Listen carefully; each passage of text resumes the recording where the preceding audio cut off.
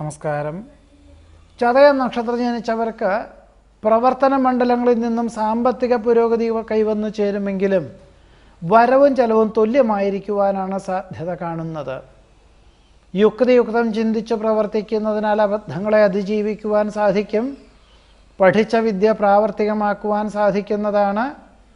ഉദ്യോഗത്തിനോടനുബന്ധമായി ലാഭശതമാന വ്യവസ്ഥകളോട് ബന്ധപ്പെട്ടതായുള്ള പ്രവർത്തന മേഖലകൾക്ക് തുടക്കം കുറിക്കും.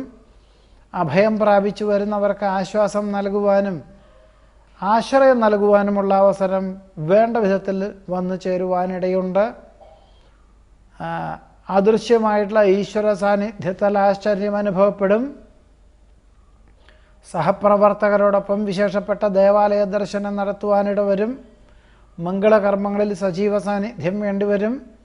മാതാപിതാക്കളുടെ ആവശ്യങ്ങൾക്കായിട്ട് ഒരുപക്ഷെ അവധിയെടുക്കുവാനിടയുണ്ട്. ചിരകാലാഭിലാഷപ്രാപ്തിയായ വിദേശയാത്രയ്ക്ക് അനുകൂലമായ സാഹചര്യങ്ങൾ വന്നു ചേരും. ചതയം നക്ഷത്രം ജനിച്ചവരുടെ ഈ ആഴ്ചയിലെ ഫലങ്ങളാണ് പറഞ്ഞത്.